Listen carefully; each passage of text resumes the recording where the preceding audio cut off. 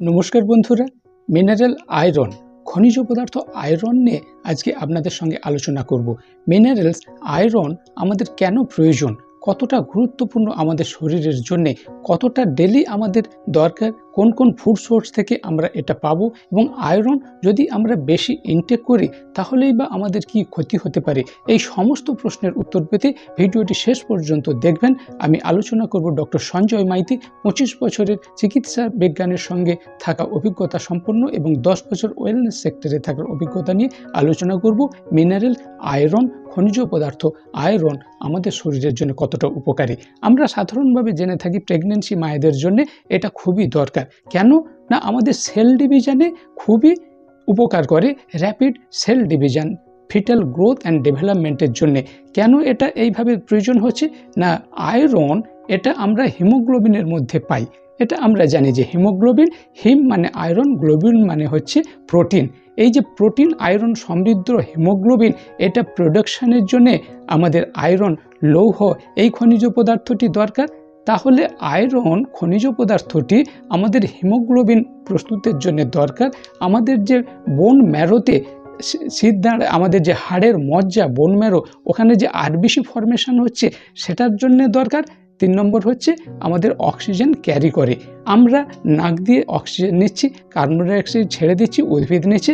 উদ্ভিদ যে পাতাতে খাদ্য তৈরির সময় অক্সিজেন নির্গত করছে, আমরা সেটা লাংসের মাধ্যমে নিচ্ছি। আর লাংস থেকে শরীরের বিভিন্ন কলা কোষে, সেল টিস্যুতে, রক্তের মাধ্যমে অক্সিজেন পৌঁছে দিচ্ছে আমাদের এই আয়রন।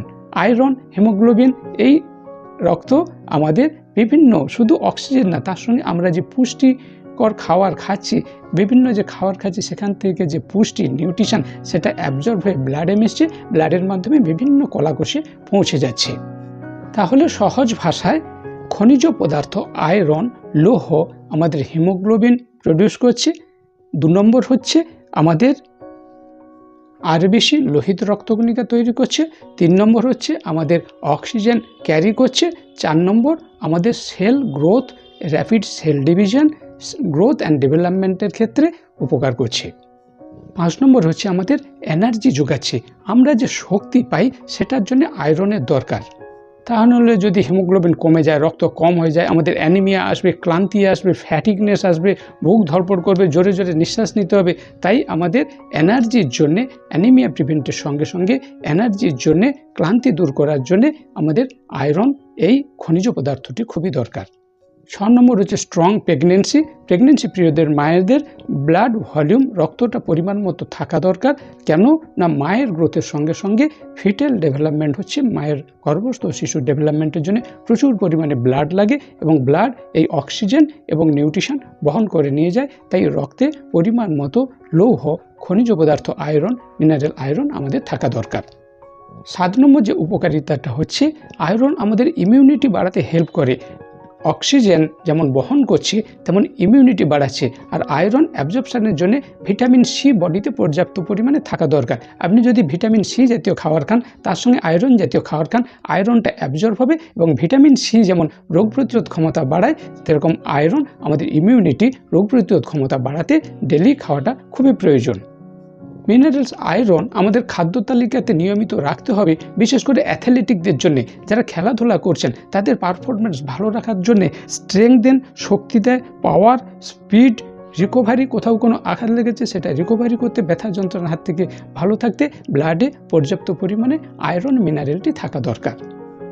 9 নম্বর হচ্ছে স্কিনের গ্লোনেস। আমরা সবাই চাই স্কিনের গ্লোনেসের জন্য আপনার ব্লাডে পর্যাপ্ত পরিমাণে আয়রন থাকাটা দরকার। আমাদের যে চোখের গোড়ায় কালি পড়ে যায়, বিশেষ করে মায়েদের আয়রন ডেফিসিয়েন্সি অ্যানিমিয়ার কারণে শরীরে যখন লোহের ভাগ কমে যাচ্ছে, চোখের তলায় কালি পড়ছে, ডার্কনেস স্পট আসছে, তাই আপনার পর্যাপ্ত পরিমাণে আয়রন জাতীয় খাওয়াটা খুবই দরকার। 10 নম্বর হচ্ছে হেয়ার। আমাদের হেয়ার গ্রোথের জন্য, হেয়ারের যা কিছু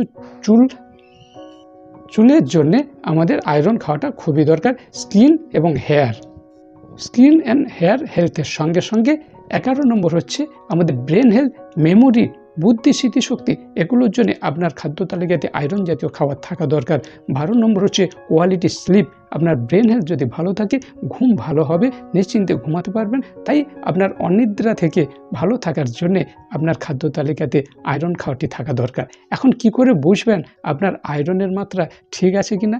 ডেলি কতটাই বা আয়রন আমাদের খাওয়া দরকার? আপনার ব্লাডে হিমোগ্লোবিন টেস্ট করুন।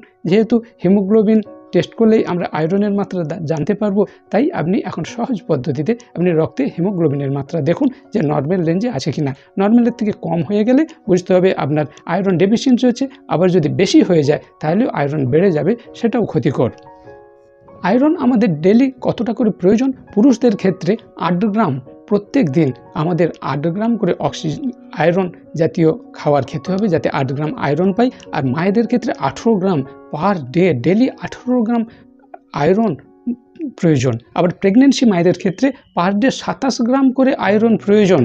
অ্যাডাল্ট স্টেজে ছেলেদের 8 গ্রাম, মেয়েদের 18 গ্রাম, প্রেগনেন্সি পিরিয়ডে 27 গ্রাম, ল্যাকটেশন পিরিয়ডের মায়েদের 9 থেকে 10 গ্রাম করে ডেলি আয়রন প্রয়োজন। কোন কোন ফুড সোর্স থেকে আমরা আয়রন পাবো? ভেজিটেবল সোর্সের মধ্যে কুলেখাড়া, এই যে কাঁটা কুলপা শাক আমরা বলি, কুলেখাড়া যেটা, এটার রস, পাতার রস যদি আপনি খান, ওখানে প্রচুর পরিমাণে আয়রন পাবেন। 100 গ্রামের মধ্যে 7.3 গ্রাম সব থেকে বেশি আয়রন পাওয়া যায় কুলেখাড়াতে। 2 নম্বর হচ্ছে নন ভেজ, যেমন বিফ, ওখানে আপনার রয়েছে রেড মিট, বিফ, এগুলোতে রয়েছে 100 গ্রামের মধ্যে 2.7 mg। আবার বিফ লিভার যদি হয় তাহলে 100 গ্রামের মধ্যে 3.3। আপনি যে কোনো মাংস, মিট, ওর যে organ, liver, kidney, brain, heart, এই যে আমরা মেটে, হৃৎপিণ্ড, বিভিন্ন মুরগির বলুন, খাসি খাওয়ার সময় যে মেটে, এইগুলোতে আপনি আয়রন পাবেন অ্যাভারেজলি 6.5। বিফ লিভারের মধ্যে 100 গ্রামে 6.5 mg। তারপরে আপনি পাবেন ডার্ক চকলেট 100 গ্রামে 3.4, টোফু 100 গ্রামে 3.4, লেগুম, মটরশুঁটি জাতীয়, কড়াই জাতীয়, শিম জাতীয়, এই যে বিভিন্ন সিরিয়াল, কড়াই, ডাল, এগুলোতে প্রচুর পরিমাণে পাবেন 100 গ্রামের মধ্যে 3.3। পালং শাক, পামকিন সিড, এই ধরনের বিভিন্ন ফুড সোর্স থেকে আপনি আয়রন পেতে পারবেন।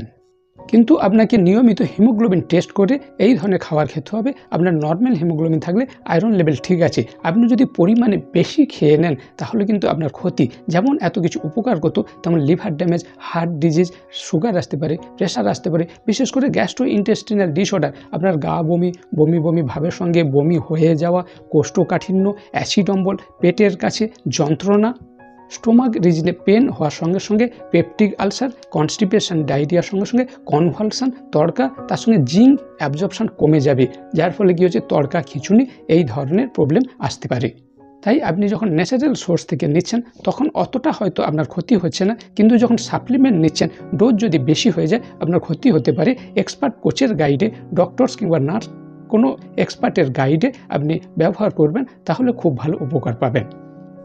আয়রন, মিনারেলস, খনিজ পদার্থ, লৌহ নিয়ে ডিটেলস তুলে ধরলাম। অবশ্যই লাইক করবেন, কমেন্ট করবেন, অন্য বন্ধুদের শেয়ার করবেন। কোনো ধরনের যদি প্রশ্ন থাকে অবশ্যই হোয়াটসঅ্যাপ করবেন। স্টে সেফ, স্টে হেলদি, সুস্থ থাকবেন, ভালো থাকবেন।